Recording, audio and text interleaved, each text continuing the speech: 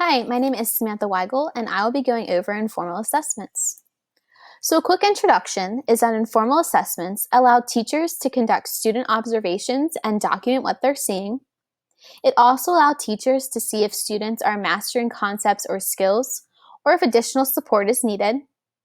There are numerous forms of assessments, and they can either be conducted in a casual or constructed manner. With assessments, there is a method, purpose, and guidelines for how they will be conducted. And when thinking about assistive technology or educational technology options, it's always good to consider the advantages and disadvantages. So the first one we're going to look at is portfolios. So thinking about possible uses, this is a great way to look at a child's achievement in a specific area over time. So some things like test scores, work samples, or videotapes might be included. Our first assistive tech or other tech option would be Google Drive. So an advantage of this is that it's easy for students to upload documents and share with the teacher. A disadvantage is that files can get unorganized or students might need help uploading. Thinking about an iPad, this is a great way for students to keep track of their samples, but a disadvantage is that there's possible breakage or data could be lost. Option number 3 here is a live binders. So this is an online website that allows teachers to collect student information all in one place. But a disadvantage is that it's a new tool that teachers might have to learn first. And our last option is OneNote. So an advantage is that it's a cloud-based storage and it can be shared with others. But a disadvantage is that students and teachers might not be familiar with it, and you do need a Microsoft login. Looking at observations, some possible uses. This enables teachers to identify a child's behavior, document that performance, and then make a decision. So option 1 for assistive tech would be Trello.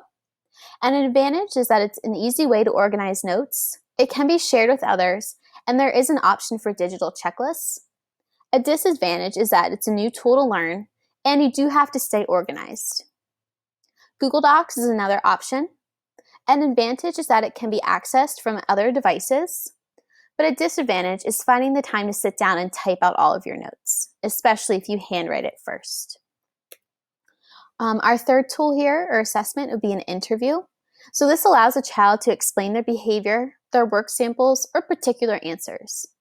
So one assistive technology idea here is speech to text.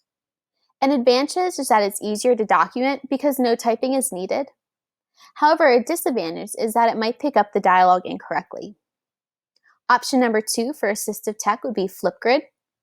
An advantage is that you can hear student responses through videos, and you can have that as documentation.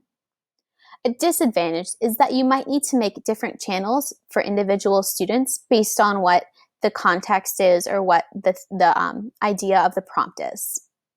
And option 3 is iMovie.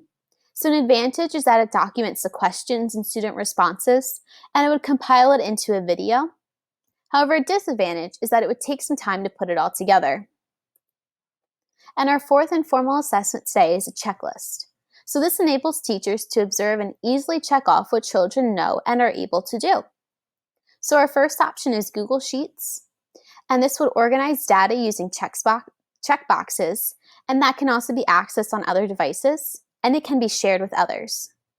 A disadvantage is that you could accidentally check an incorrect box, and planning would need to be had to create that spreadsheet. And our last one here is Google Docs.